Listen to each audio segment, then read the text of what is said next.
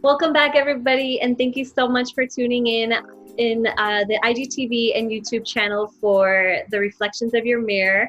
I'm here again with 𝐓𝐡𝐢𝐬. For those that don't know me, I am Jessica Arenas. I am a mental health advocate, and 𝐓𝐡𝐢𝐬 is the author of the Reflections of Your Mirror.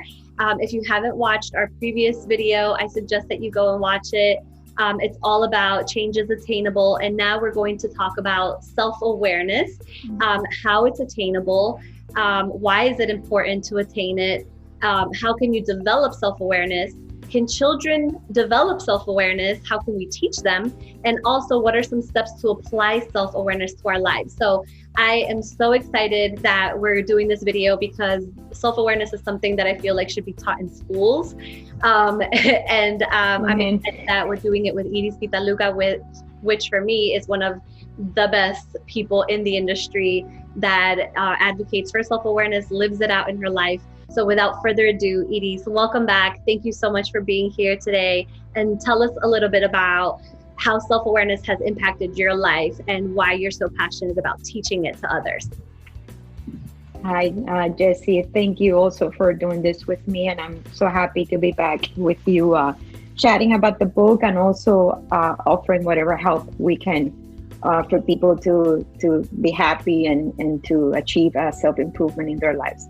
Yes, self-awareness, Jessie, as we have said before, is the key element into creating the life that you really want to create and achieve happiness and self-esteem and well-being and prosperity and everything else. Self-awareness is the ability to know yourself. So it's pretty much the ability to have like an honest and humble evaluation about yourself.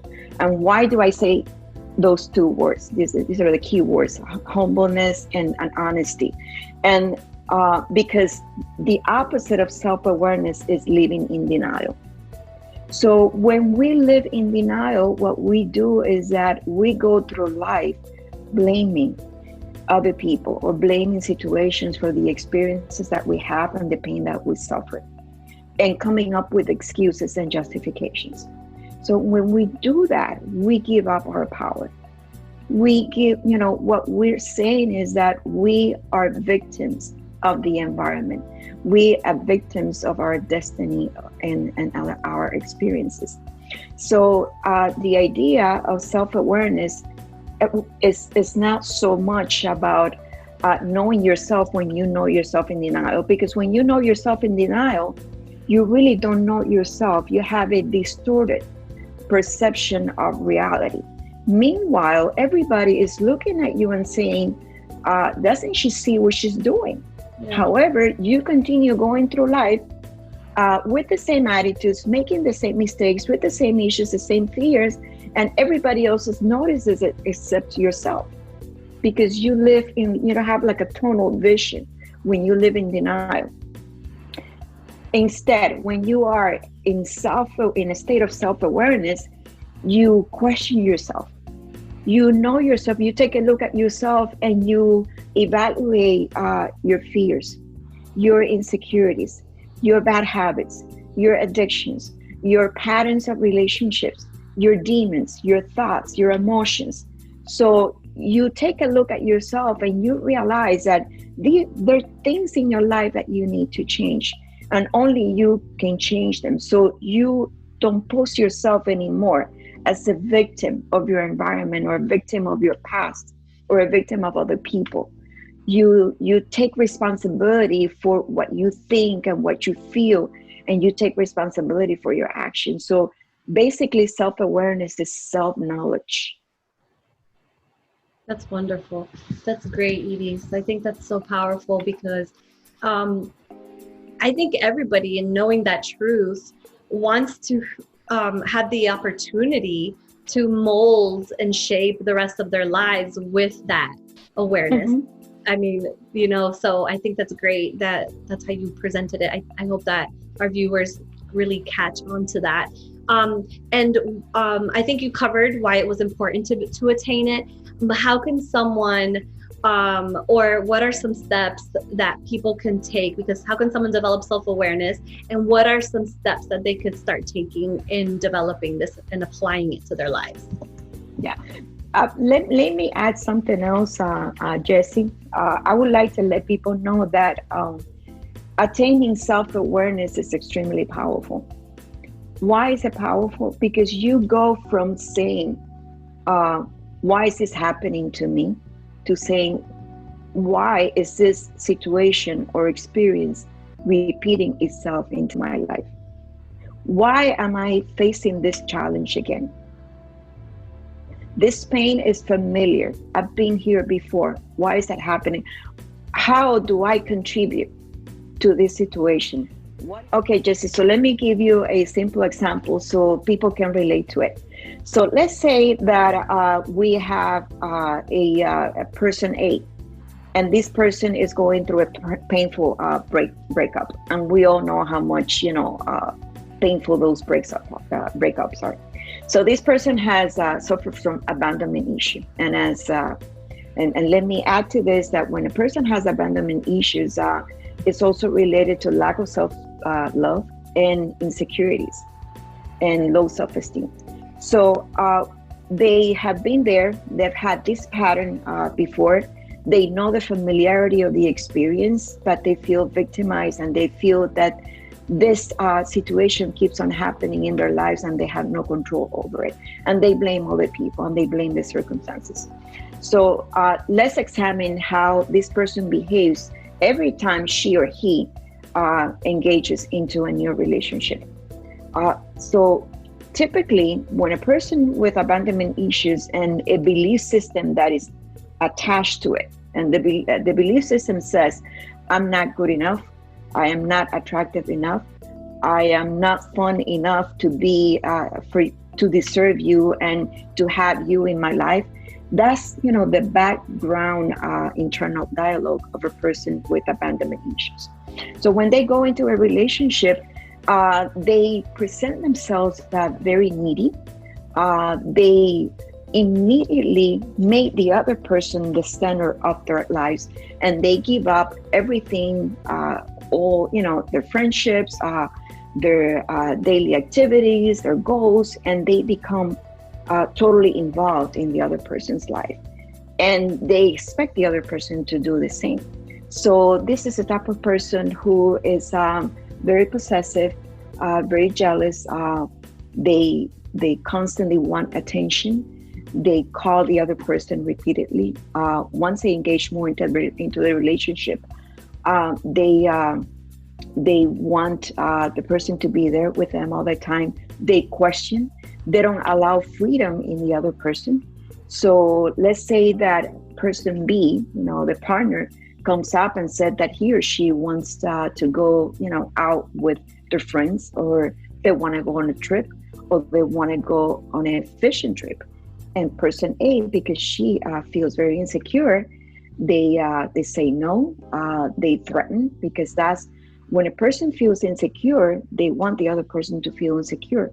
So they utilize a lot of tactics of fear and guilt and obligation. And then person B, because they are in the initial phase of the relationship and the in-love phase and the excitement and all that, they might give into it at the beginning, and they deprive themselves of those activities, and they say, okay. But as those situations get repeated, person B feels resentful, because whenever somebody deprives you of your right to be free, you develop resentfulness. And also, the person who feels insecure and the person who is possessive and jealous is sending out a subliminal message of, I'm not good enough. I need to keep you around by means of fear, intimidation, and control. And I am not good enough to keep you around with freedom. So when you send those messages subconsciously, the other person's subconscious mind reads into those messages and responds to that accordingly. So they start rejecting you. they start becoming distant. And as they become more distant and they reject you more and they don't want your company more, person A feels more threatened, more frightened, and therefore the behaviors of possessiveness, control, and jealousy increase. So what's the outcome? Abandonment, which is exactly congruent with the belief system of person A. He or she, they already feel, they come to the relationship with this package, with this expectation that the outcome is going to be abandonment. And that's exactly what they produce. But they don't know that.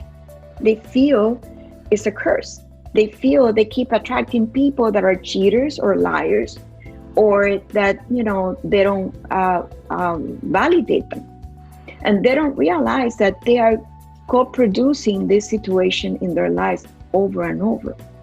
So at that time, if that person could have the awareness, or if somebody else, maybe a therapist or maybe a friend, could tell them that what they're doing has something to do with it, they could make a shift. And instead of saying, why does this happen to me over and over, they could turn that around and say, what am I doing to recreate this situation again in my life? Yeah. What is my contribution? What about my thoughts and my behaviors is linked to this outcome of pain and suffering that I continue repeating in my life? And that's extremely powerful. Yeah. Because once you get there, everything changes. Now the rest is all up to you. Now you know that it's not the other people. You are not only attracting these situations into your life, but you are making them happen. Yep. Even if the person doesn't come with that pattern or that background, you're going to provoke that. You're going to provoke the very rejection that you do think that you deserve. That's right. And that's very pathetic, but that's the way it is. Yeah. Whether we like to accept it or not. Yeah. I think Does it make sense?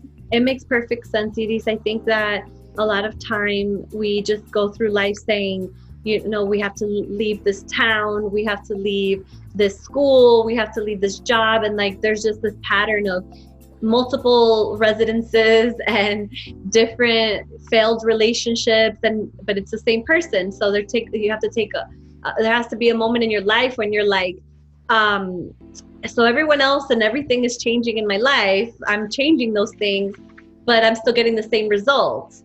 Mm-hmm. So I think, or another thing that we do, that we see people doing, it's changing the outside. Well, I got to change my looks. I got to have surgeries. I have to lose weight. Not that losing weight is a bad thing, and it's good that you take care of your image and all that. But it is more important to change the way you think and the way you behave. Yes. To focus more on that. Absolutely. And so what now for all of the parents or adults that are watching us that have accepted and own up to the influence that they have in the lives of children, whatever that may look like, teachers, grandparents that are watching, you know, how can they start teaching this to children? Or what advice would you give parents that want to start, you know, showing this to kids, so that even though they might not be applying self-awareness to their lives just yet, but just I think in that ability to understand that this is valuable, they can start, you know, applying it right away. Very simple and complicated at the same time. Children and people, the most common way to learn is by imitation. Monkey see, monkey do. So the best way to teach is by being the example. See, parents are typically, you know, the most conservative ones. We have like a lot of taboos when it comes to discipline our children and when it comes to communicating with our children. And sometimes we carry this belief system that by acknowledging our imperfections and our character defects or our children, we come across weak or without authority. and it's all the country. It's good that when we communicate with our children that we take the step of acknowledging our own flaws first. Typically, we approach our children with judgment, with criticism, and with things, telling them how everything that is wrong with them. And if the child sees you exhibiting those behaviors, let's say, for example, if you're complaining that your kid has anger issues, but then every time you talk to him, you lose your marbles and you scream and you lose control of your emotions, he's just doing exactly what you're doing. And I see this all the time. Whenever parents, bring me their kids to therapy, I see them most of the time complaining that their child is doing the very thing that they're doing themselves, and they don't see them. They don't see themselves because they're in denial. Yeah. So we need to model what we want our children to imitate. And self-awareness, you need to make it a lifestyle. Your children have to see you like making an effort each day of your life to be a better person than the one you were, the day before. I love that, Edie. Make it a lifestyle. Yeah, making a lifestyle. That your children see you like reading, self-help, self-improvement books, exercising, taking care of your nutrition, correcting yourself, apologizing when you do something wrong, apologizing to your children when you're disrespectful to them, when you judge them wrong, when you criticize them, when you put them down, sharing with your children the experiences that you had when you were their age. Yes. And your imperfections, the ones that you have corrected and the ones that you continue trying to correct. Because when you're doing that, you are being transparent, you're being vulnerable, you're being honest, and you're teaching exactly what you want them to do. Whether if you do the opposite, if you put yourself in a pedestal and you portray to your children that you're perfect and they're wrong and you know better, even if they don't, if they don't say it to you, even if they don't confront you because they're afraid of your reaction, children are very perceptive and they know it. They know you're being phony. They know you're BSing. And what they do is that they hold back and they lie to you. They do exactly what you're doing to them.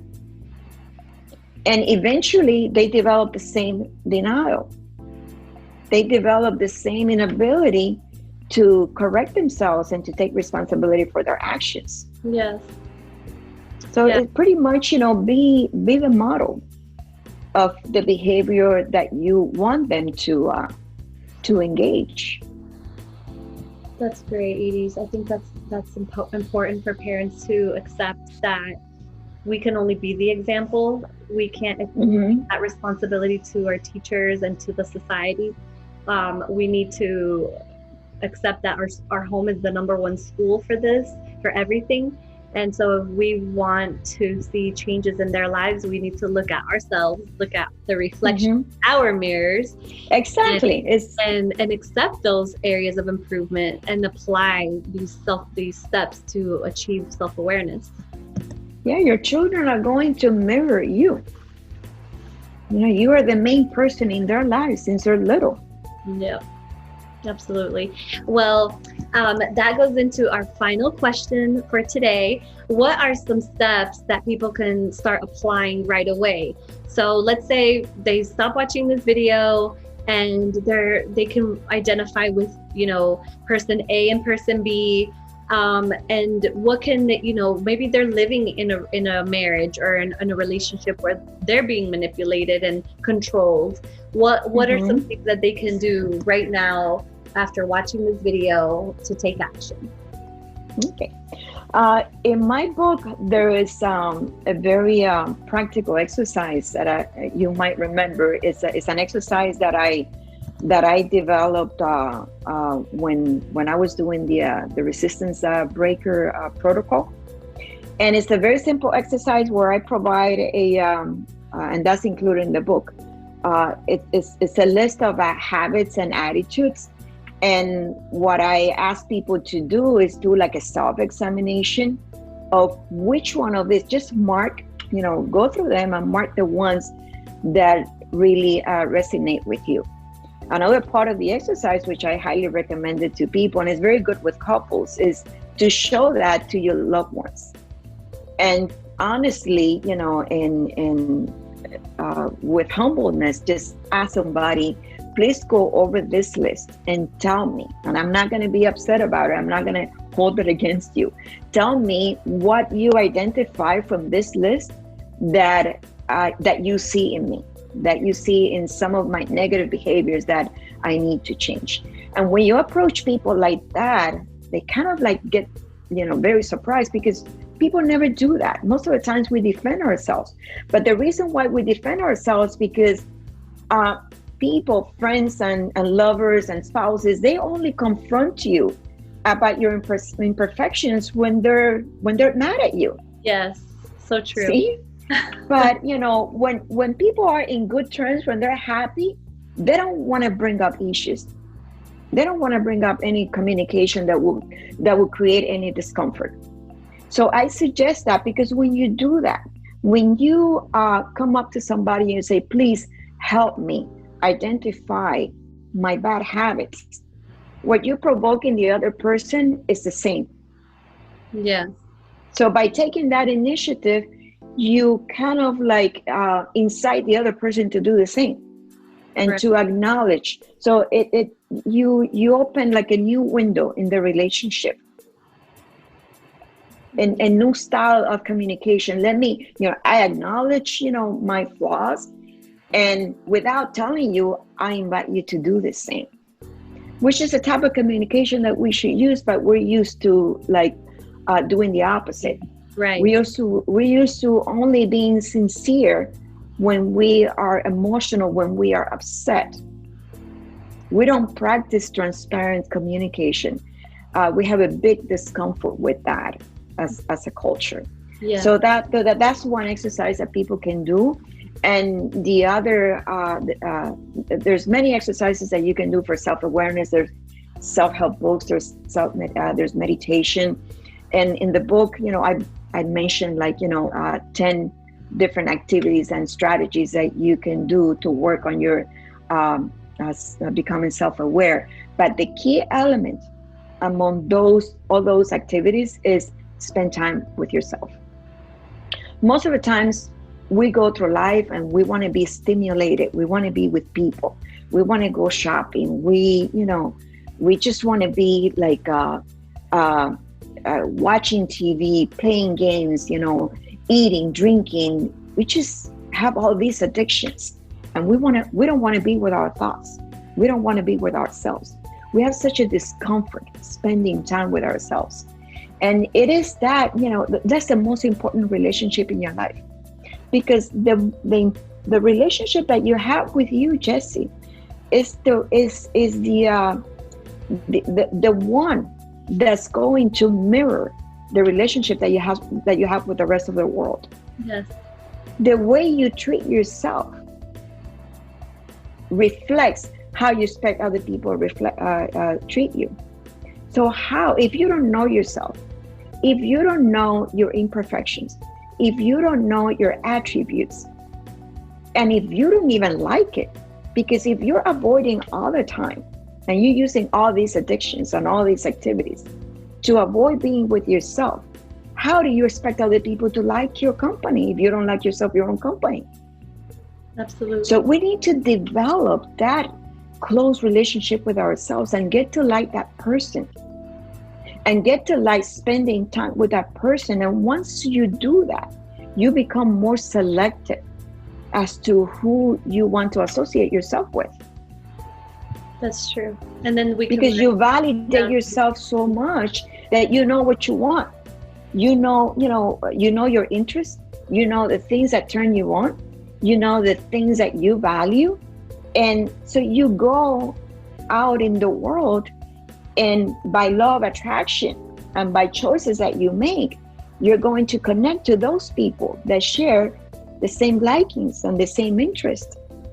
So by doing that, you don't confuse yourself anymore, and you don't make the wrong selections. Right. You know what I mean? Yes, yes. I think this is wonderful. I think that a lot of our viewers are going to have a lot of homework to do. But I think it's also refreshing to know that there is options, that there's many exercises in developing self-awareness, that it does take, you know, the desire to want to change. And just in that mindset alone, you're already on the journey to becoming more self-aware, because you already understand that there has to be some type of a change. And so I think you've done a great job with highlighting what self-awareness is, how can it be attainable, how to apply it to our lives, how we can show our children that they could be self-aware. Very important. Yeah. I think that was huge. I was thinking you're going to give us a checklist, because that's how we live our lives with kids. They're like, check, we're done. But no, it's like we have to look at ourselves and show them how to do that. So thank you so much, 𝐬𝐡𝐢𝐬. I don't know if there's anything else that you wanted to add. I just wanted to, for those that are watching for the first time and perhaps they didn't watch the first video, 𝐬𝐡𝐢𝐬 is a mental health counselor out of Miami, Florida. She's the author of, this is her second book, The Reflections of Your Mirror. She designed a developmental program called the Resistance Breaker, and this is like the second phase of it. I'm really excited that this book is coming out, because I feel like it's going to unlock a lot of people's potential and opportunity to be empowered on their change in their life, and then affect and impact the generations to come. That's why we're talking about how they can teach others, how they can teach their children, because we want to leave a legacy. And that's what 𝐬𝐡𝐢𝐬 is about. She's about family. She's about empowering her community, her friends, her family, her clients. So I'm just excited about that. The book is due in January 2021, and stay tuned for that. 𝐬𝐡𝐢𝐬, I don't know if you wanted to add anything else about that before we finish off this video. Well, just want to thank everybody for being with us, for listening to our videos, and just stay tuned for more. Yes, if there's anything else that you guys want to watch or learn about, or share with us, feel free to DM us on Instagram or Facebook, the Reflections of Your Mirror on both platforms, and then also YouTube. The comments are open, so feel free to engage and share. And if there's anything that you want to add to it or have any questions, let us know, and I'll share those with 𝐬𝐡𝐢𝐬 so she can give you the best response from a professional standpoint. And any input that you have so far, let us know, because we want to keep bringing you the information that you value and that you can benefit from. So thank you so much. We look forward to your thoughts about this video, and we'll be coming up with a new one every other week. And we're going to be doing Spanish and English. So for those that speak Spanish or have friends or family that speak Spanish only, stay tuned, because we're going to do the same video in Spanish. So thank you so much for tuning in. Thank you, 𝐬𝐡𝐢𝐬, for being here again with me today. I learned so much. By the way, when I'm looking down, guys, I'm taking notes, because I'm a student for life. And anytime that I get to be with 𝐬𝐡𝐢𝐬, you know, it's a blessing. And even though I'm supporting her on this project, she doesn't even know the gift that she's giving me, and having these moments to be able to listen to her and reteach me the things that she's already given me insight a long time ago. So please take advantage of this opportunity that you have with her and us having this conversation, because it is going to change your life. You just have to work hard at it, and you will see the benefits, I promise you. So thank you so much. We'll see you guys soon, and have a wonderful day. Bye. Bye-bye.